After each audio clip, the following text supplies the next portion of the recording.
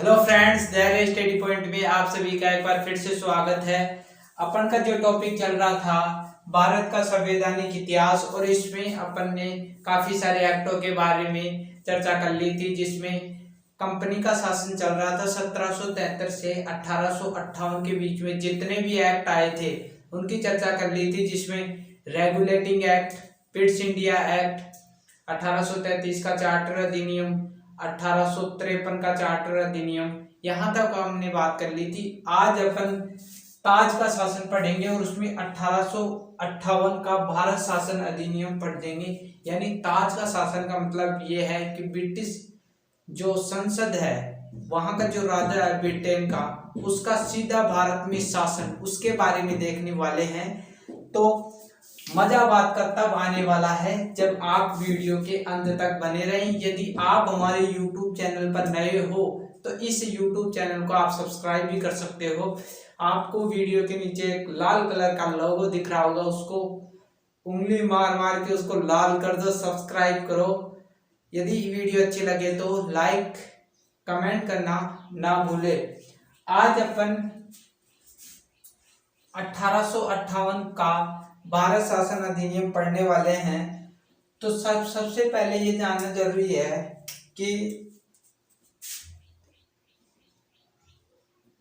यह ताज का शासन था। ताज का शासन यानी ताज का शासन यहीं से शुरू होता है और ये 1858 से 1947 तक रहा था। यानी ब्रिटेन का ब्रिटिश संसद, जिसमें सब कुछ आता है, ब्रिटिश संसद का प्रत्यक्ष शासन, यानी ईस्ट इंडिया कंपनी का यहाँ पर अंत हो गया था। प्रत्यक्ष अब भारत पर शासन करेगी वो 1947 तक। तो आज अपन ताज के शासन में जो एक्ट आया था 1858 का भारत शासन अधिनियम, यहाँ पर एक क्वेश्चन उठ सकता है कि ताज का शासन किस एक्ट के द्वारा शुरू हुआ था भारत में। तो अपन बताएंगे 1858 का भारत शासन अधिनियम से ही भारत यानी ब्रिटिश संसद का, या आप बोल दो ताज का या ब्रिटिश राजा का प्रत्यक्ष शासन भारत में शुरू हुआ था। सबसे पहले भूमिका देखेंगे अपन कि 1858 का भारत शासन अधिनियम आया था, उसकी जो भूमिका है वो देखेंगे।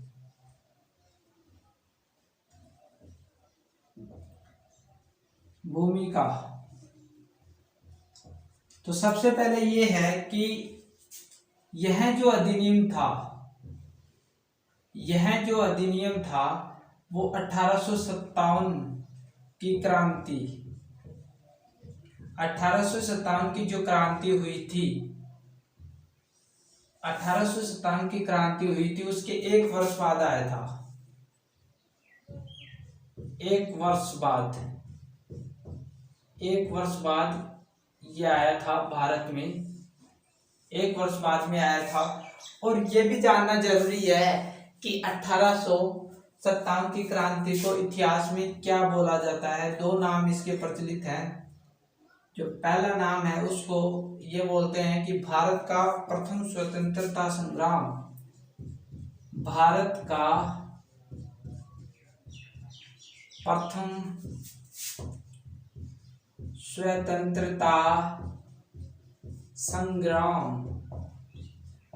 यानी यहीं से भारत के जो नागरिक थे उनमें जोश यहीं से भर गया था, और ये एक बड़ा विद्रोह माना जाता है। और इसका ये जो दूसरा नाम है इसका सिपाही विद्रोह भी कहा जाता है। यानी भारत के जो सिपाही थे, सिपाही विद्रोह है, भारत के सिपाही थे ब्रिटिश सेना में, उन्होंने विद्रोह कर दिया था। तो ये था। अब ये जो 1858 का भारत शासन अधिनियम था, इसको आखिरकार में भारत में किसकी संज्ञा दी गई। तो इसको विशेष संज्ञा दी गई थी कि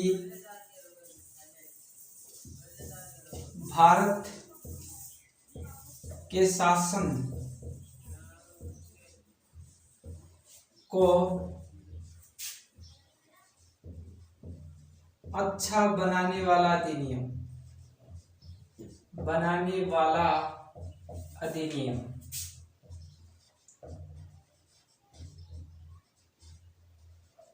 यानी इसको भारत में 1858 का भारत शासन अधिनियम, भारत के शासन को अच्छा बनाने वाला अधिनियम की संज्ञा दी गई। इसको एक बार और रिपीट कर दूंगा। तो इसको ऐसा इसीलिए कहा गया, यानी भारत के शासन को अच्छा बनाने वाला अधिनियम इसीलिए कहा गया क्योंकि इसमें ईस्ट इंडिया कंपनी का अंत हो गया था। ईस्ट इंडिया कंपनी की समाप्ति, यानी समाप्त हो गई थी, वो उसका प्रभाव निष्प्रभावी हो गया था और यहाँ पर ब्रिटिश संसद का सीधा शासन लागू हो गया था। इसका अंत होने के बाद में, यानी जो समाप्त हो गया था, इसके बाद में जो गवर्नर थे, गवर्नर क्षेत्र, यानी जो ईस्ट इंडिया कंपनी के अंडर में जो क्षेत्र आते थे, गवर्नर थे, और जो राजस्व था तथा राजस्व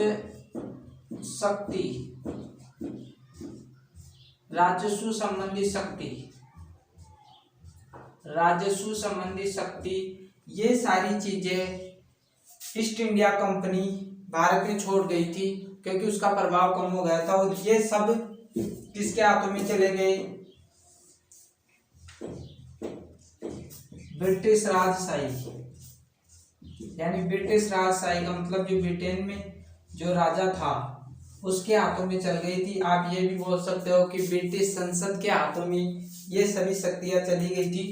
तो एक बार और रिपीट कर देता हूं कि इसकी जो भूमिका है, यानी 1858 का भारत शासन अधिनियम 1857 की क्रांति के एक वर्ष बाद में आया था, क्योंकि 1857 की क्रांति हुई थी, उसमें ईस्ट इंडिया कंपनी की पूरी तरीके से नींव को हिलाकर रख दिया था और अब ब्रिटेन को लगने लगा था, जो ब्रिटेन की संसद थी उसको लगने लगा था कि अब ईस्ट इंडिया कंपनी ज्यादा समय तक नहीं रुक सकती, इसलिए अब उनका जो प्रत्यक्ष शासन है वो लागू किया जाए।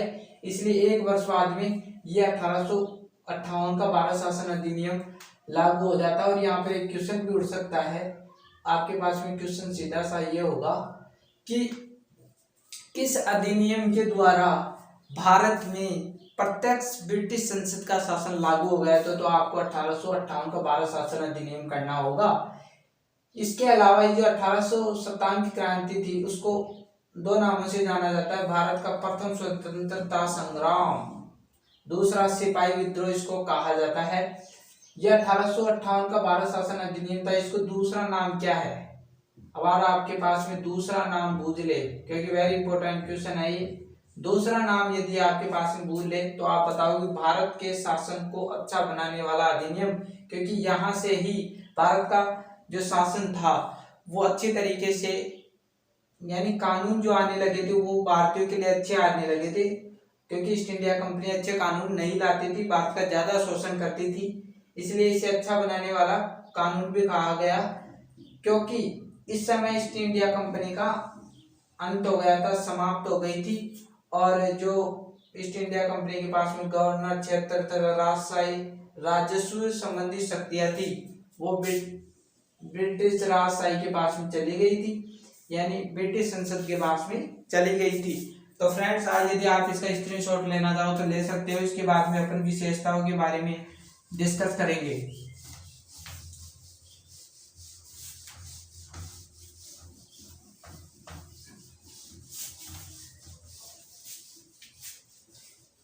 यहां से ही ब्रिटिश संसद का प्रत्यक्ष शासन लागू हो गया,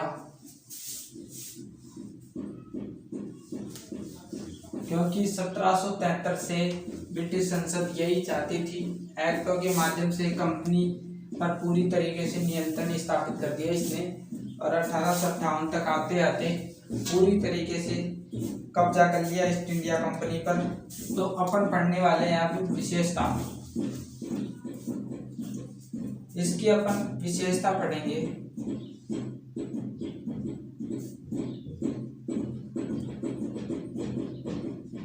विशेषताएं।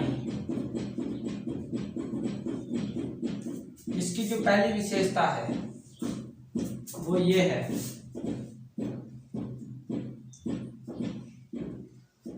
कि भारत का शासन भारत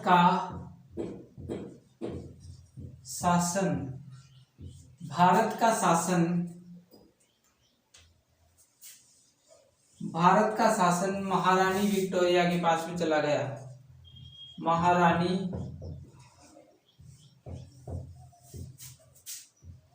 विक्टोरिया के हाथों में चला गया। यानी ये जो महारानी विक्टोरिया थी वो उस समय जब यह अधिनियम आया था उस समय जो ब्रिटेन थी उसकी महारानी थी, तो उसके हाथों में भारत का प्रत्यक्ष शासन चला गया। और उस समय जो गवर्नर था, जनरल गवर्नर, ये जो पद था इसका नाम बदल दिया। पद का नाम बदल दिया गया और जो नाम रखा गया भारत का वायसराय। भारत का वायसराय यानी भारत का वायसराय यानी जो जनरल गवर्नर का जो पद था, पहले जनरल गवर्नर पद चलता था 1858 के पहले, लेकिन बाद में भारत का वायसराय कर दिया गया। यानी जो जनरल गवर्नर उसको अब भारत का वायसराय बोला जाएगा। और यहाँ पर महत्वपूर्ण क्वेश्चन ये बन जाता है कि भारत का प्रथम वायसराय कौन था। भारत का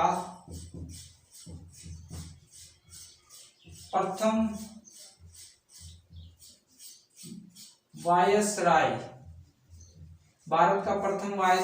कौन था, तो आप लिखोगे लॉर्ड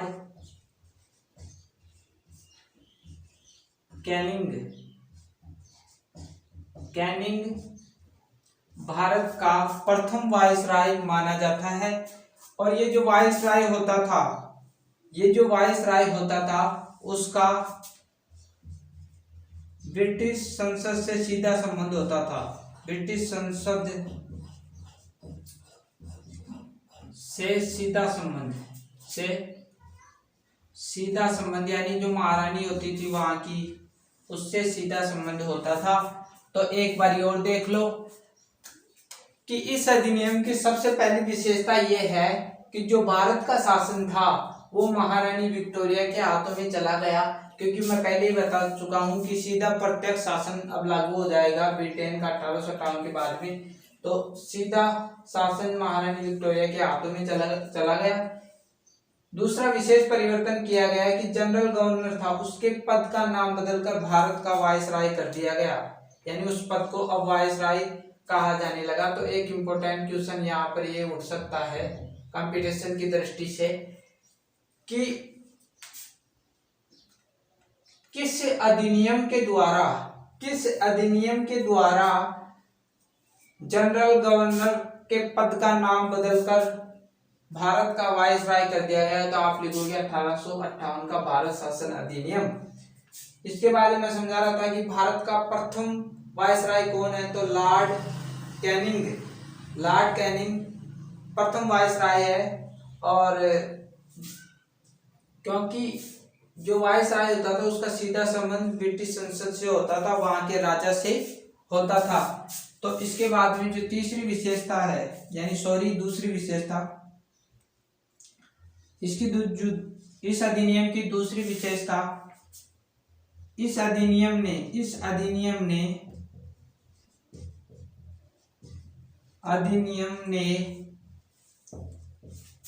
भारत में द्वैध शासन प्रणाली का अंत कर दिया। द्वैध शासन प्रणाली का अंत, यानी इस अधिनियम ने भारत में द्वैध शासन प्रणाली का पूरी तरीके से अंत कर दिया, यानी पूरी तरीके से उसको समाप्त ही कर दिया। तो फ्रेंड्स तीसरी विशेषता पढ़ते हैं, इसका स्क्रीनशॉट लेना चाहो तो आप ले सकते हो। तीसरी जो विशेषता है वेरी इंपॉर्टेंट विशेषता है, देख लेना, वहां से भी आपके क्वेश्चन बहुत सारे उठेंगे। और ये जो मैं पढ़ा रहा हूँ वो पॉलिटिकल साइंस की जो महत्वपूर्ण पुस्तक चल रही है लक्ष्मीकांत, उससे मैं ये जो कंटेंट उठाकर लाया हूँ वहां से उठाकर लाया हूँ, और एक प्रसिद्ध पुस्तक भी मानी जाती है। जो तीसरी विशेषता है अपन के पास में कि एक नया पद लाया गया, इस अधिनियम में एक नया पद यानी एक नए पद का निर्माण किया गया। और वो पद कौन सा था? वो पद था भारत का राज्य सचिव, यानी भारत का जो राज्य सचिव था वो इस अधिनियम का एक नया पद था, यानी एक नया पद जोड़ दिया गया भारत के शासन में, और भारत का राज्य सचिव एक नया पद जोड़ा गया इसमें।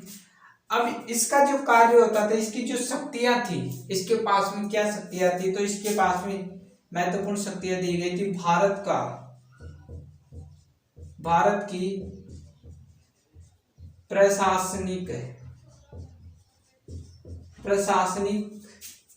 शक्ति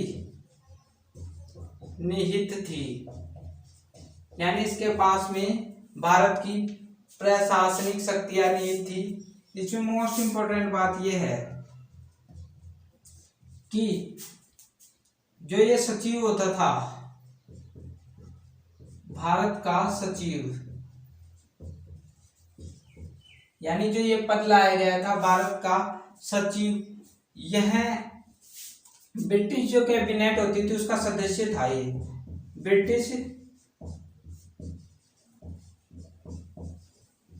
कैबिनेट का सदस्य, और ये छोटी मोटी बात नहीं है, उस समय ब्रिटिश कैबिनेट का ये सदस्य था, तो ये छोटी मोटी बात नहीं है।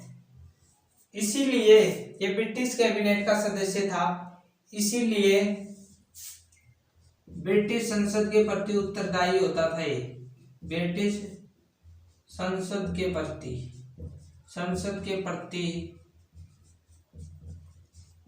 उत्तरदायी होता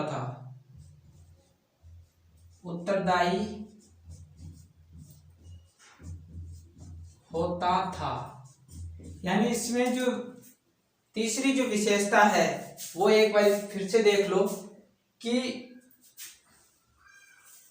तीसरी जो विशेषता है इसमें एक नया पद और जोड़ दिया गया, और वो नया पद था भारत का राज्य सचिव, यानी भारत के राज्य सचिव पर एक व्यक्ति को रखा जाने लगा, यानी नया पद था। और इसकी जो शक्तियां थी वो भारत की प्रशासनिक शक्तियां इसके अंदर निहित थी। मोस्ट इंपोर्टेंट बात यह है कि भारत का जो सचिव होता था, जो पद बनाया गया था, वो ब्रिटिश कैबिनेट का सदस्य था। और ये आम बात नहीं है ब्रिटिश कैबिनेट का सदस्य होना, इस कैबिनेट में वो सदस्य था, यानी वो ब्रिटेन के राजा से सीधा जुड़ा हुआ था, इसलिए ब्रिटिश संसद के प्रति वह उत्तरदायी था। यानी जो भी काम ब्रिटेन से, जो भी एक्ट आते थे, कुछ भी आदेश आता था, वो इसी के पास में आता था। तो ये वेरी इंपॉर्टेंट पद था। इसके बाद अपन चौथी विशेषता की बात करते हैं, लास्ट विशेषता है, सबसे इंपॉर्टेंट ये है, ये भी इंपॉर्टेंट है।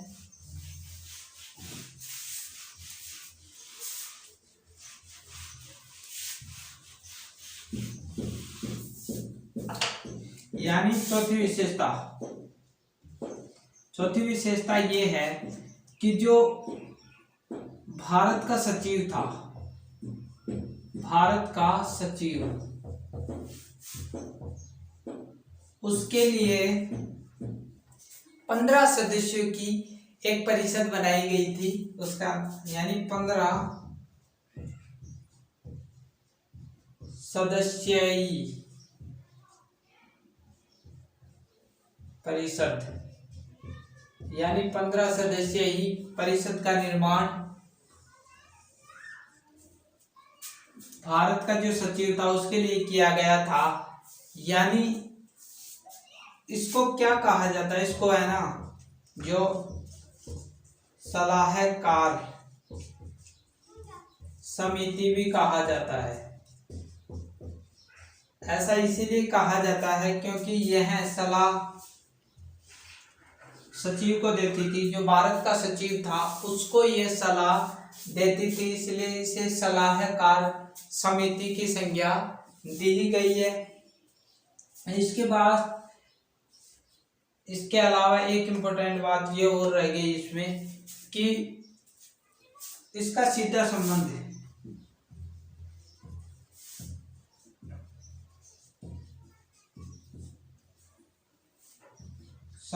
है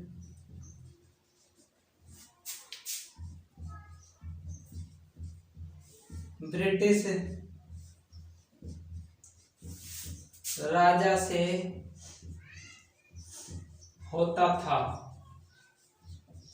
ठीक है, तो दोबारा से एक बार और देख लो कि भारत का जो सचिव था उसके लिए 15 सदस्यीय परिषद का निर्माण किया गया।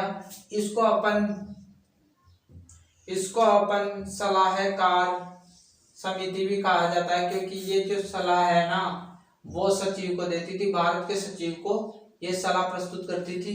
और जो ये सचिव था उसका सीधा संबंध ब्रिटिश राजा से हुआ करता था, यानी रानी हो या राजा हो उस समय जो शासन कर रहा है उससे उसका सीधा संबंध होता था। तो ये बहुत इंपॉर्टेंट पद माना जा सकता है। अब इसके अलावा इसका उद्देश्य थोड़ा बहुत 2 पॉइंट देख लेते हैं। इसका उद्देश्य कि इस अधिनियम का उद्देश्य क्या था।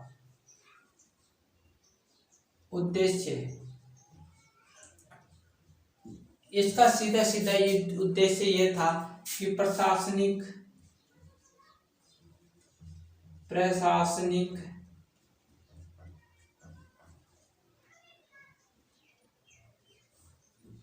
मशीनरी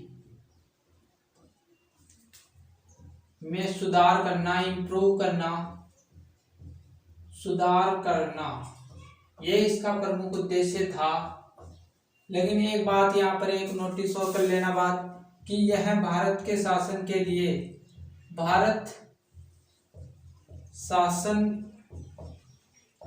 लिए कोई विशेष कानून नहीं था। ये विशेष कानून नहीं था, यानी भारत के शासन के लिए भारत के जो नागरिक थे उनके लिए विशेष प्रावधान नहीं आए थे। ये सब ब्रिटेन के लिए ही हो रहा था, वो सत्ता जमाने का प्रयास कर रहा था। तो ये जो इसका उद्देश्य है प्रशासनिक मशीनरी में सुधार करना, और इसका जो हानि थी वो ये थी कि भारतीयों के लिए इसमें कुछ भी नहीं था, सब कुछ ब्रिटेन के लिए था, बहुत कम आया था भारतीयों के लिए। तो फ्रेंड्स अगली वीडियो में देखते हैं, ये वीडियो यहाँ पर ही समाप्त करते हैं। तो फ्रेंड्स हमने 1858 का भारत शासन अधिनियम कंप्लीट कर लिया है, उसकी विशेषताओं के बारे में भी पूरा डिस्कस कर लिया है। यदि वीडियो अच्छी लगी हो तो इसको सब्सक्राइब करना ना भूले। मिलते हैं अगली वीडियो में, तब तक के लिए थैंक यू।